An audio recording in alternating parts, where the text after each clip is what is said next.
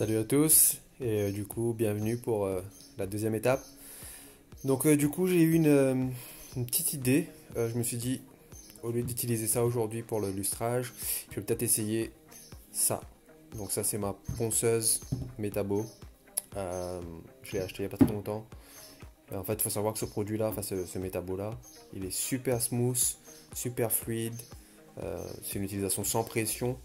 Donc on n'a pas besoin de mettre une grosse pression dessus pour qu'il fasse son travail. Et je pense que ça marcherait très très bien pour le lustrage. Donc je vais essayer de voir ça. Et puis si jamais c'est pas bon, bah, je prendrai le Meguiar's. En fait là je voulais essayer ça parce que le Meguiar's, il faut le brancher sur une perceuse. Donc c'est un peu gênant à tenir en main. Et à la longue ça fait lourd. Donc celui-là, le Metabo, je pense que je peux faire quelque chose de bien avec ça. Donc du coup, je vais essayer ça aujourd'hui. Et puis ben, on se dit à toutes. Let's go!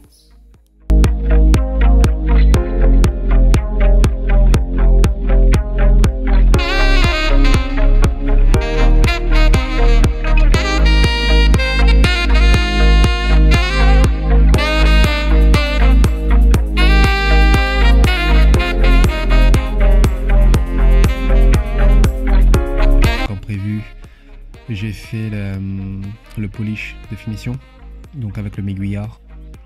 Et comme prévu, j'ai utilisé la Metabo, la ponceuse, et super résultat, super effet.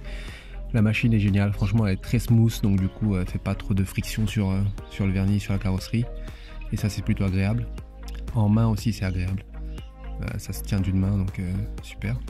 Mais voilà, juste pour vous dire que finalement, je vais vous montrer un peu le résultat final, qui est super agréable. La voiture est à retrouver un noir très profond que moi j'adore. La voiture est vraiment lisse, c'est super agréable au toucher, visuellement c'est agréable. Mais voilà, ce detailing m'a permis de voir en fait des micro rayures, du swirl un petit peu, pas partout mais à quelques endroits, que j'ai pas réussi à retirer avec le polish de finition. Donc du coup je me suis dit ok, ça signifie que la voiture a pris de l'âge naturellement et que bon bah il est temps de le faire vraiment, enfin de continuer cette étape là, ce processus là, mais d'y aller vraiment franco. Et donc d'ici demain ou après-demain, j'essaierai de chercher un peu quel produit utiliser. J'ai déjà quelques produits en tête, notamment le CarPro, peut-être du 3M ou à voir. Bon, Meguiar aussi, mais à voir. Et du coup je vais aller franco comme je disais, et je vais faire un lustrage complet. Donc on va y aller au compound. Donc le compound c'est quoi? C'est vraiment la partie abrasive.